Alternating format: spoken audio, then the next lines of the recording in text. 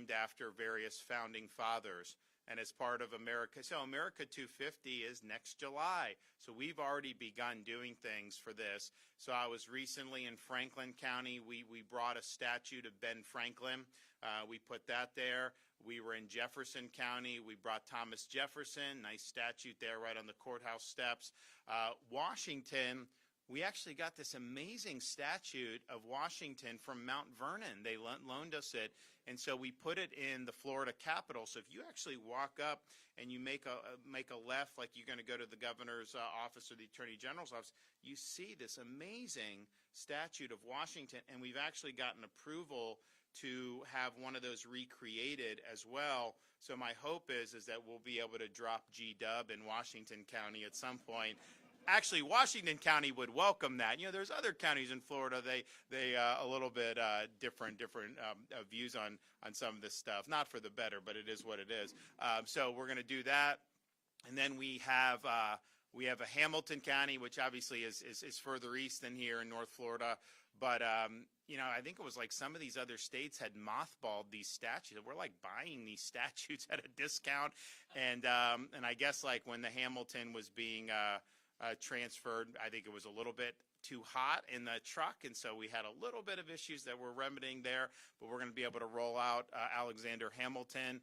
We're also going to be able to roll out James Madison, and then we've got, you know, down in our southernmost county, Monroe County, you know, with Key West and Key Largo and all that, we're going to have a Monroe statute that we're going to be bringing down there. So I just think it's important that particularly young people are able to learn about what went into the founding of this country, what are the principles that our founding fathers fought for, how is this reflected in our founding documents, whether it's the Declaration or the Constitution, which they were able to enact the following decade. You know, these things are really, really important, and it gives us an opportunity to be able to do that. So we're definitely going to do more on that. And certainly with Washington County, we're going to work on getting that statute. And we do have some time to be able to get it done. You know, we're also going to be doing even more to kind of get kids involved with this. So we'll have some announcements about some of the things we're going to be doing over the next 9 months or so to be able to really lean in to this great celebration. We're here today to mark another milestone in the state of Florida's support for the men and women of law enforcement. And yes, we've said from the beginning, we're a law and order state. When they were doing rioting across the country, we said that ain't flying here in Florida. When they were protesting against law enforcement and attacking law enforcement, and these politicians were doing that big charade years ago, you didn't see that here out of our office, certainly in Tallahassee.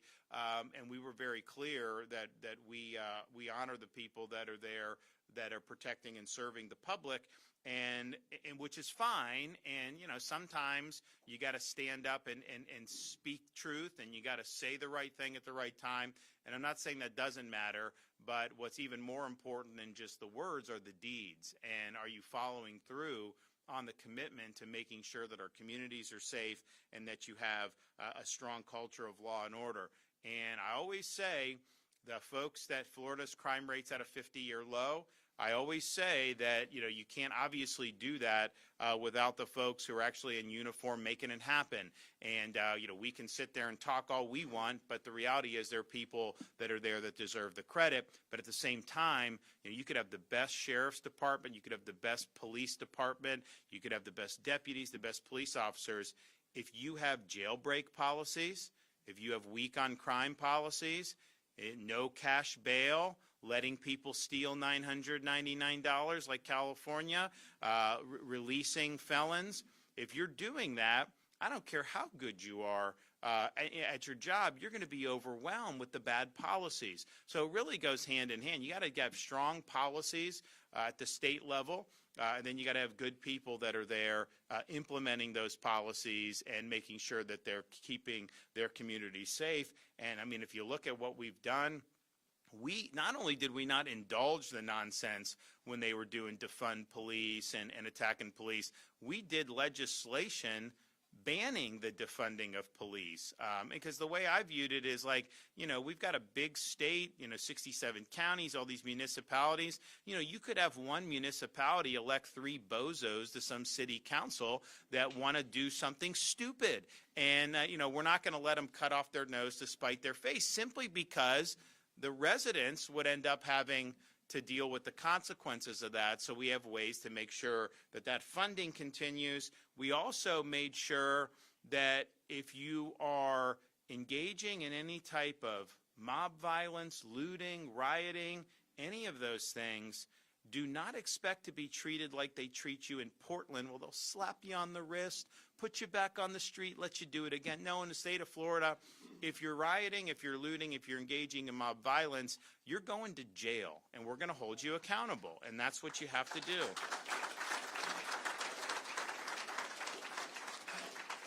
We're also concerned with harassing law enforcement as well as first responders that are in the middle of doing their jobs, especially when they're responding to a scene, if somebody is in distress. And so we made sure that we had the appropriate response to that type of harassment. Unfortunately, with some of the rhetoric you've seen over the years, and quite frankly, media amplifying that, they've put a target on the back of law enforcement in many parts of this country. I don't think it's been successful here because we've responded in kind, but the reality is we have to be on guard about that, and even intentionally exposing law enforcement to things like fentanyl. If you just get this fentanyl residue on you, that's a major, major risk just then and there. So we actually were one of the first states to do anything about any of that. We were able to, in the most recent budget, get major pay increases for our state law enforcement officers, particularly our highway patrol, as well as the Florida Department of Law Enforcement, and that's increase in base pay and a 15% increase for veteran LEOs. And that's meaningful, especially when you have a period in this country. I just think back 5 or 6 years ago how much things cost versus now how much things cost. The reality is it's just tougher to do that. I'm taking my kids. I've got 3 kids in elementary school, taking them through drive-through, and it's like, get them something and like maybe a little thing for like my wife, and like all of a sudden, it isn't like $20 anymore, $25. It's like twice that much. And that's just one example. You see it in everything you do now. So we want to make sure that we're able to, one, reward folks for good work, but also just recognize that that it's hard to keep up with everything that's happened. And we've done a lot of other things in that regard too, tax relief, a whole bunch of other stuff, and we're going to do, property tax relief, all these things that are very important, to help people make the most of their own lives. One of the things that we wanted to do, though, is make sure that in Florida people understood that if you choose the vocation of law enforcement, that is something that's a noble calling. It's something that we want to make sure that you will have support if you do that. And some of this stuff is just, we now have these exchanges with schools where kids will be able to meet people in the local sheriff's department. You go to a place like Tampa, some of these neighborhoods, they're told to not like law enforcement, they're told bad things. Well, okay, we'll go meet and go see for yourself, and then you make your own decision about what they're doing. And you know what it does? It opens their eyes. Oh, wow, I didn't know that. Oh, wow, yeah, look. And so just even doing that, I think, has been really good. But we also wanted to make sure that we had law enforcement academy scholarship program that, because, we have bright futures for higher education, which is great. And if you think about the higher education in Florida, we have the lowest in-state tuition in America. It's about $6,300 on average to go to any state university, and we also have the #1 ranked public university system in America.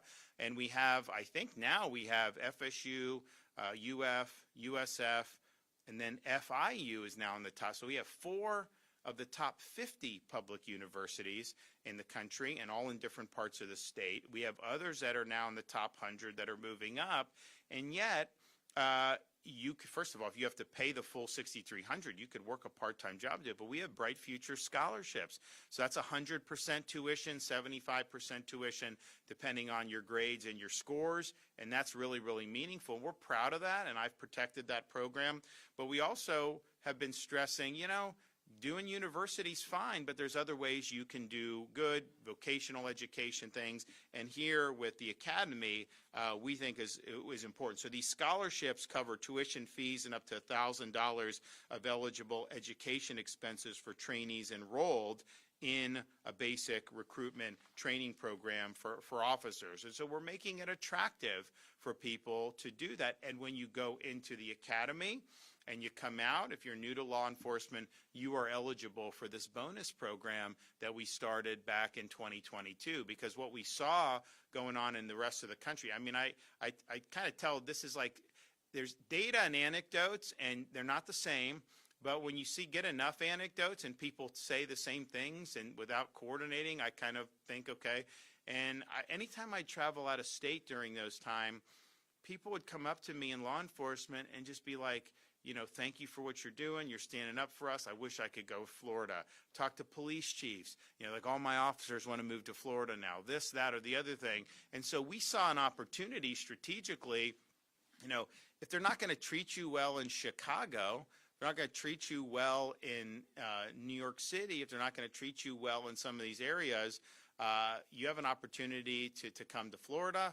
And we have this bonus program, which serves as a little bit of an enticement because you get a $5,000 bonus check after taxes, too, $5,000 after taxes. So that is a new recruit from within the state because we want to facilitate young people to pursue law enforcement as a vocation if that's what they want to do. But then also the transfers from other jurisdictions coming into a police department, a sheriff's department, or one of our state agencies, they're eligible for this bonus. So it's been really, really successful. And look, it's helpful to get the bonus because obviously with the cost of everything that's happened, it's helpful and it's meaningful. It's not just a de minimis amount. It does matter.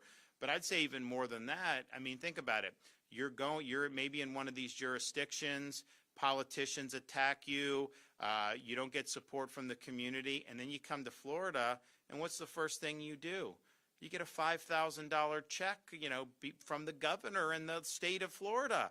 It's like, whoa, and then you're in communities. I mean, I don't even have to talk about Bay County. Obviously, you're supportive, right? But that's really true for almost every place in the state where there's an appreciation for the function that the people of law enforcement perform for them, and a realization that you're not going to have safe communities if you're attacking law enforcement or defunding police or any of that stuff. So I think just from a morale perspective, I think the bonus has been really, really good. And, I haven't talked to everyone that's come under this program, but I've talked to enough.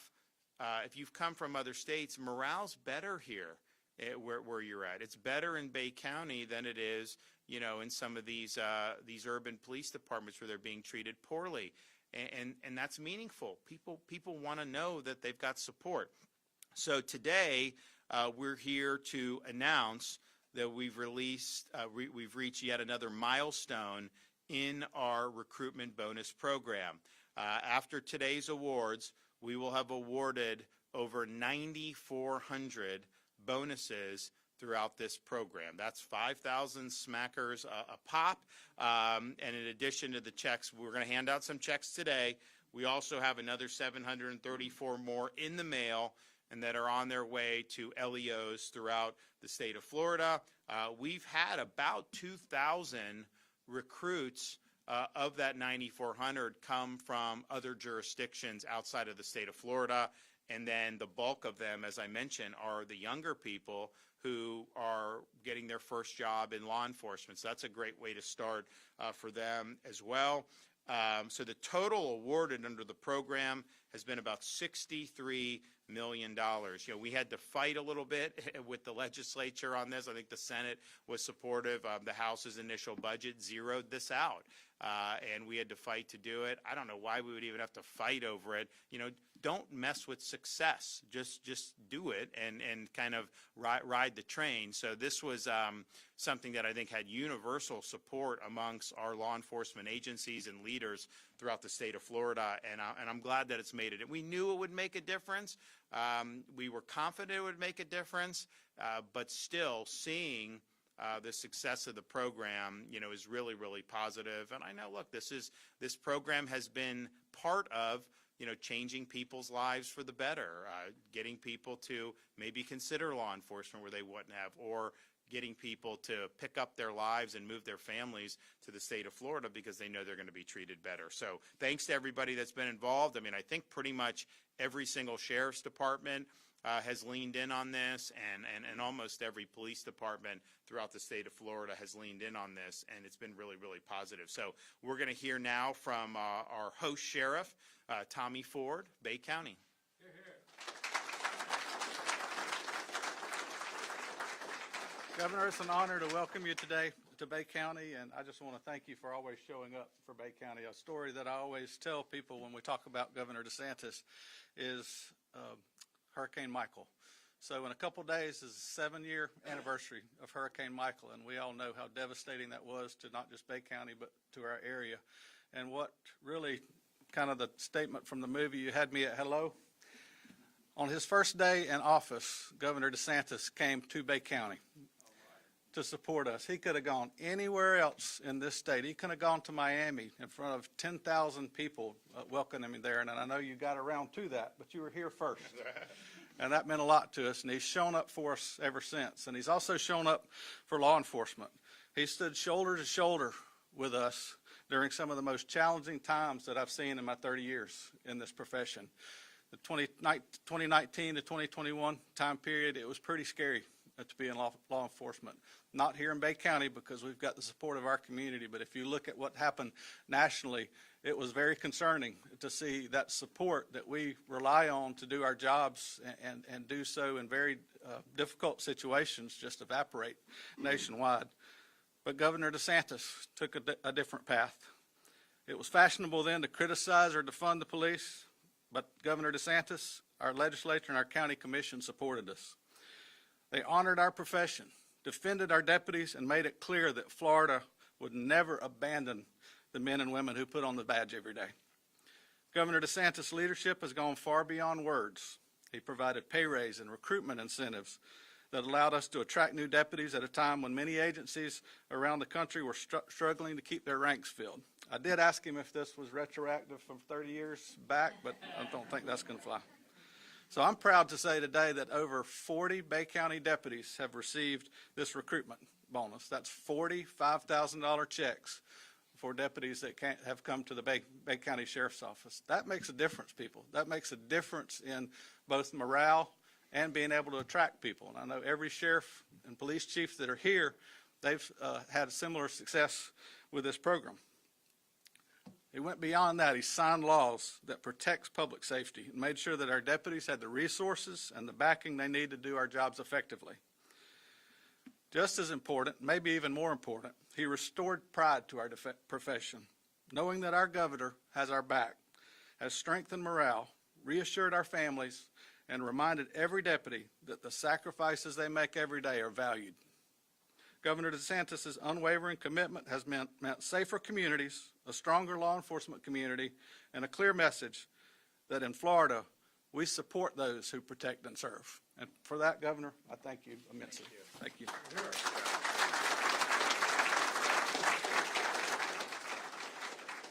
All right, Sheriff Mike Harrison, Gulf County. Good morning.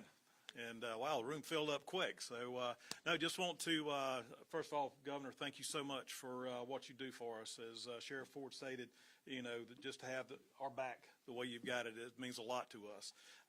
And looking at these recruitment bonuses and how much an impact they've had on recruiting people in, both new to the profession and from other states, has been enormous. But speaking of 7 of the sheriff's offices that were just mentioned there, 5 of us are fiscally constrained counties. So above and beyond, we just don't have the resources to be able to take care of of bonuses like this and to be able to have the higher salaries. But I wanted to speak with my two deputies that are here, Deputy Ake, Deputy Higdon, and how they came to the Gulf County Sheriff's Office was through the LEAP program. As he mentioned, it's a state appropriation through the LEAP program, Law Enforcement Apprenticeship Program. And what that allows is for us to recruit someone in. With both cases, with both Deputy Higdon and Deputy Ake here, they had full-time jobs at the time. And for me to tell them, you got to quit your job, pay your way through school, and then I'll consider you, there was no way they could have ever turned their life to a law enforcement career without the LEAP program. This allowed us to select them, send them to, they went to Chipola and went and got their standards up there. We were able to pay them during that time, and it has been incredible. Just this past year, we have done an additional 3 that will start the academy in later this month. But that program within itself has just been enormous for fiscally constrained counties. Also want to talk about the LISA. We got acronyms for everything, but LISA is the Law Enforcement Salary Assistance that we've got for fiscally constrained counties. And again, that has brought in so much for us to be able to stay on a competitive field with the larger counties and be able to pay a larger salary to our deputies. But Governor, we appreciate you so much for what you do to be able to allow deputies to step forward into this noble profession and to be a part of a career that I've spent 34 years in it now, and wouldn't have chosen another path anyway. That if I could go back and do it, I'd do it again. It's a great career, and I'm just thankful for you to allow us to do what we're doing and having our back along the way. All right. Thank you, sir. Thank you.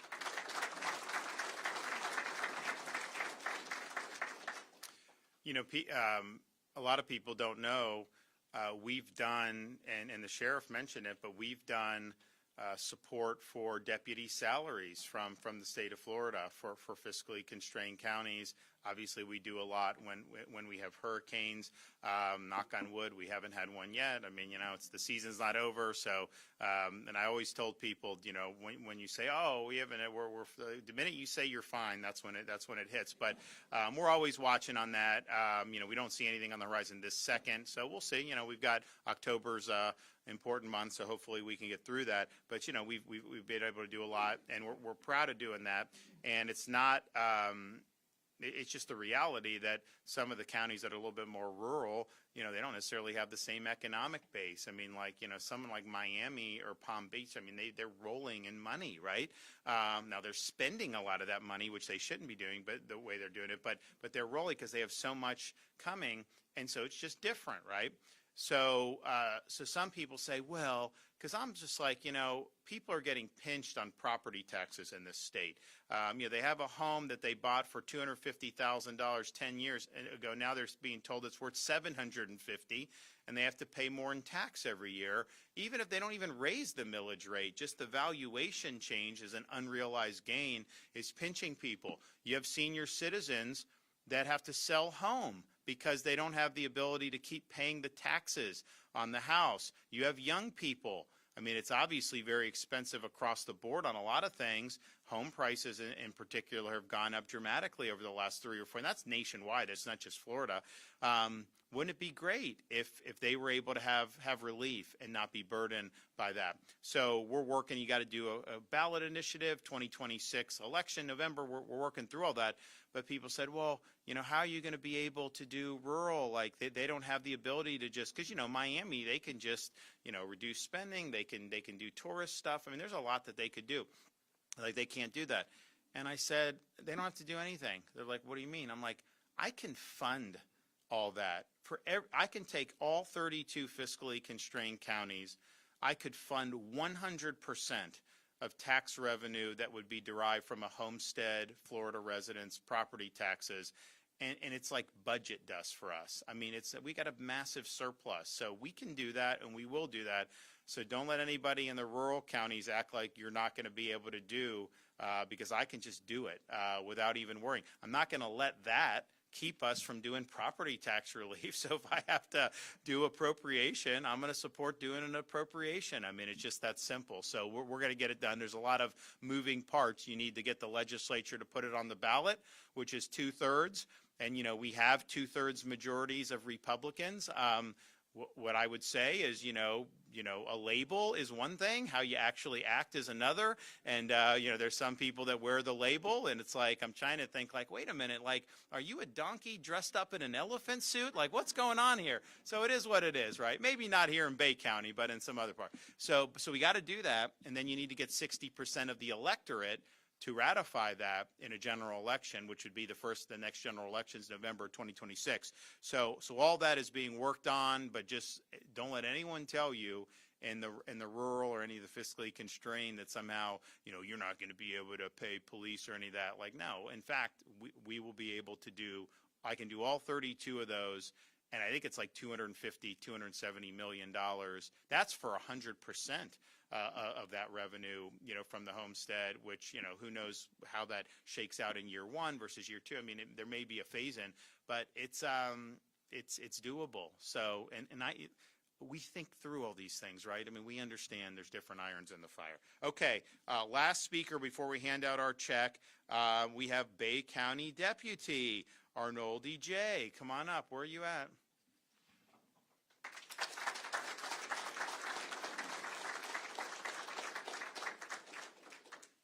Good morning, everyone. As you can hear my accent, they say people hate immigrants. I'm living proof that's a lie. I'm from Jamaica.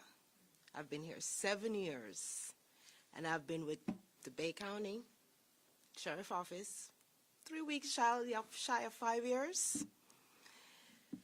I did corrections back in 2019, started, and in the height of COVID in Tripoli, Greg would not let us out. Every school in America was closed, but not that school. He says, "Your first responders, you don't get to go home. You get to be here." I said, okay. I finished. I was a permanent resident at that time. Got a job. November, I started the 2nd, and I've been 2020. And I said, I'm still a permanent resident, but I passed my corrections. I'm just waiting to get my citizenship to step up. And I stayed, and I toiled. The pay wasn't good, but I had a family, and I was comfortable. I was happy. They always got Eisenberger back. I wasn't easy, but they always got my back. And when I went up in 2023, in January, and they called me and said, "Come for your interview." I went in, got it. I called. I said, "Tommy," not this Tommy, HR Tommy, "I'm heading down with my paperwork." He says, "Come on down, Eisenberger. Let's get this going." We got it in, and then I became a full-fledged correctional officer. Last year, I said, "Oh, I want to be better. How do I make myself better?" Go to school. I went to my major. He says, "Why do you want to go?" I said, "I want to know more. I want to be better. As long as there's something in law enforcement, I want to learn more." He says, "Okay," and I started. I didn't know about the program. It was never about the money at the time. I went, and the HR person for the school said, "Oh, we can pay half of your tuition." I said, "What? I wasn't expecting this." He said, "Yes, our governor granted it." I said, "Okay, let's do it." We started school, and halfway through, I got a call again. I said, "We're going to take care of all of it, 100%. You're doing so well." I said, "Thank you." And I'm working at the same time, scoring. I've never failed an exam. Came back, exam time. I did my last exam on my birthday, May 6th. Exam on the 19th of May, passed. I will never fail. I'm going to rise. But I couldn't do it without my sheriff and my major.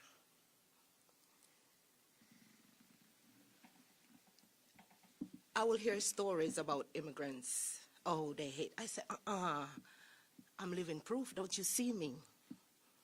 I said, No, they don't. They hate criminals. They hate bad people. I've never changed my accent. Once I open my mouth, you're going to, where are you from? I'm from Jamaica. I met my husband here. We got married. He's ice and I'm fire. It's an unusual match, and I'm telling you, I never expected this. Things happen in life you had no idea that it's going to happen. God just plans your life for you. Everything just changed. I'm like, what? There he is. He's ice and I'm fire. He knows how to cool me. And with every step I take, I make sure I'm in the right path. I'm doing the right thing. How do I do this? How do I do that? I'm afraid to do this. Is this the right? And that's how I've been living my life. At one point, a coworker of mine said, if not Bay County Jail, where else would you want to go? I've said I've heard good things about Walton County. I said, if not there, maybe there. That just would be my second option. But this is always going to be my first. Yeah, that's not going to happen. I do research. I listen. I did security back in Jamaica. Law enforcement is a calling. I breathe it. I sleep. I study. My husband can't take me because I'm always watching murder porn, as he always calls it. The First 48, this, that, all kind of stuff. I'm always watching something. The inmates really can't stand me sometimes. Like, Ms. Eisenberger, you take your job too serious. I said, I am Eisenberger, and this is me, law enforcement. I close my eyes and I dream about it, so when I come on post and you see me, you know what's coming.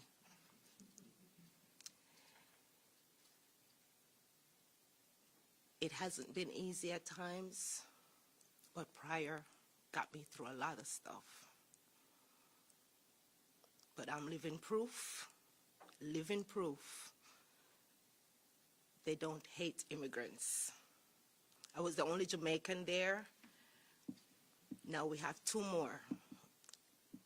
And just the other day I learned that the youngest one is doing the crossover as well. And I'm so proud. I said, at least somebody's following my footsteps at some point. He's 22, he's been here maybe all his life.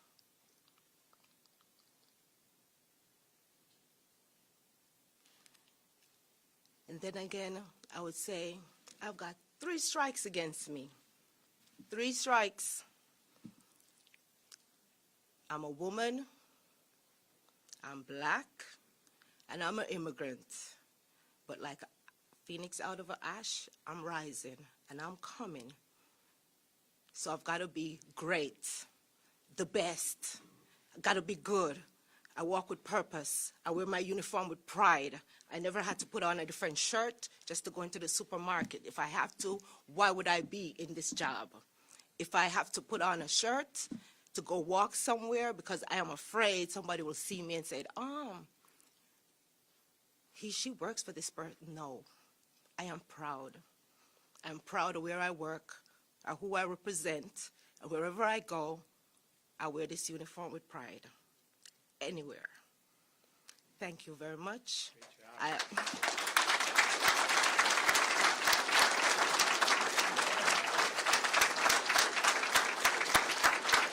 All right. So we are going to do the checks. So I think you want to announce the names, and then I'll hand them. So whoever comes, I'll present the check for you, and then we will hope you enjoy. We've got to do this one first. Arnaldi Barrett Eisenberger.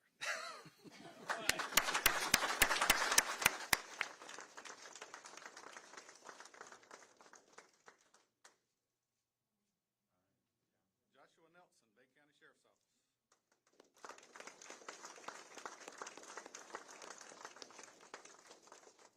Mason Irons, Lynn Haven Police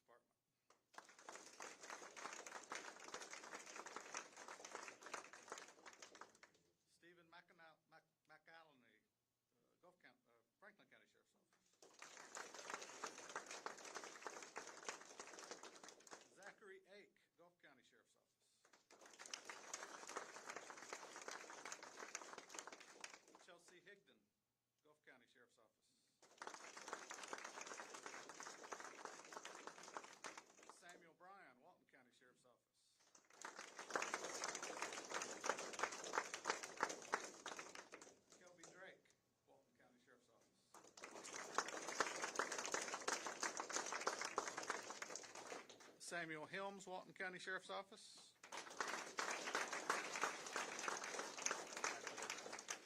And John Rahiotis, Walton County Sheriff's Office.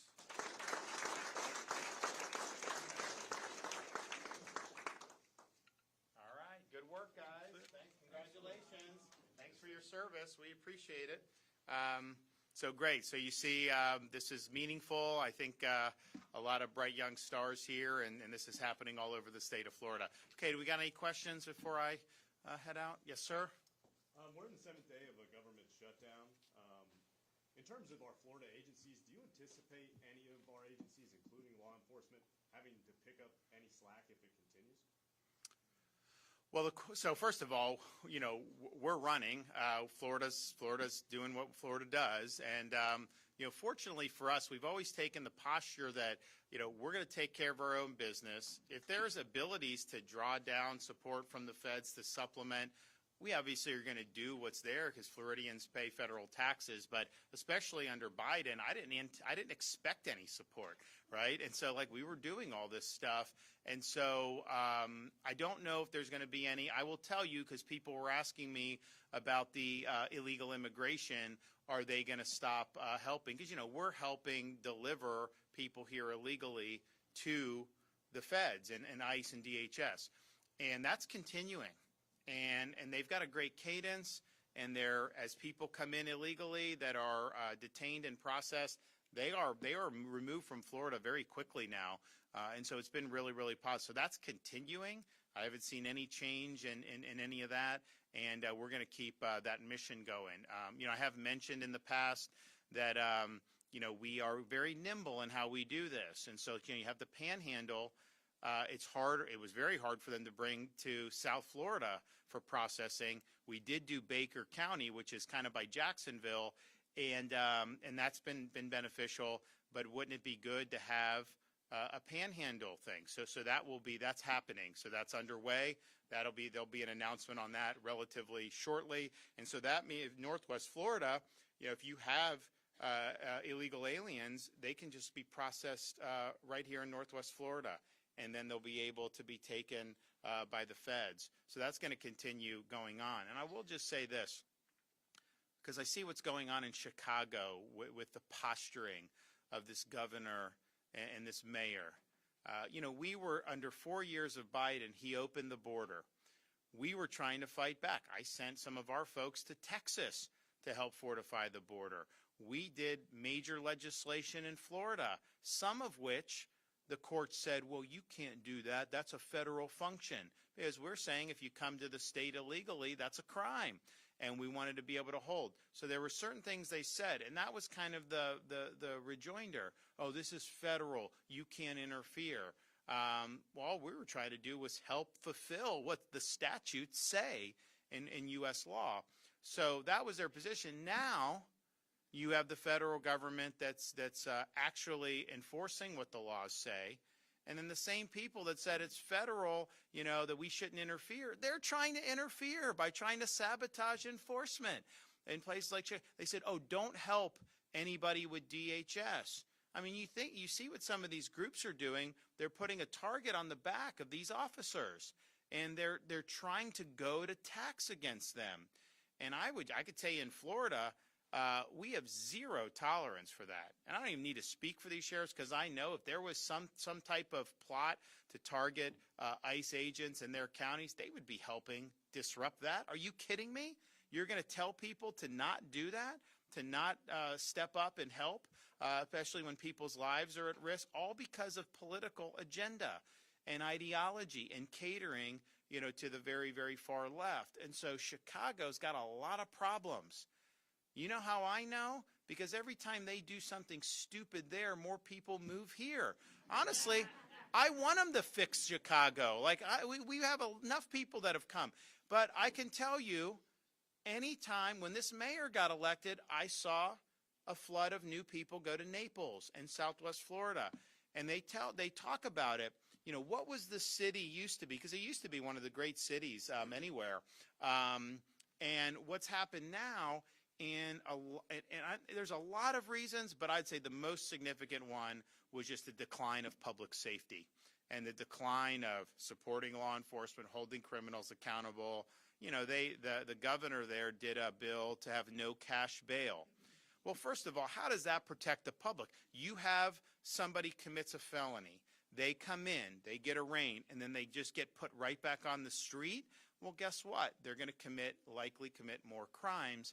And you end up with a situation where the public's at greater risk, but then you have these police officers who have to get in dicey situations maybe to apprehend a felon, and then the guy gets put back on the street. They may have to do the same thing again for another crime. So it's like a thankless thing, but that's the types of policies that they pursue. So I think what's happening in some of these jurisdictions around the country to not only turn a blind eye, but at least tacitly approve of what's being done to target ICE, I think is reprehensible. That is not the way you run a city or a state. You need to be upholding the rule of law. And it's interesting, they're mad that ICE is enforcing the law, and you've got some serious problems in Chicago with illegal immigration. I mean, massive gangs, massive drug trafficking, a lot of bad stuff. And so they're mad that ICE is enforcing. But what did they say when illegals were being bused to Chicago under Biden from Texas and these other places? Oh, they were whining about it. They didn't want that to happen. Well, you can't have it both ways. So what's going on, I think, is a big problem there. And I know the spillover effect in terms of everyone has a threshold, right? I mean, you have people, the thing about what I've seen just since I've been governor, particularly from COVID on, is, you know, people just picked up their lives, the family, you know, all this stuff, businesses, I mean, you name it, and just got out of Dodge. And a lot of it is because of the way some of these jurisdictions are governed, particularly with public safety. You know, you can have the best school system in the world. You could have the best business climate, businesses. If people don't feel safe, then all that stuff fades into the background. And it's like, okay, my family's not safe. I can't do this. I got to do something about it.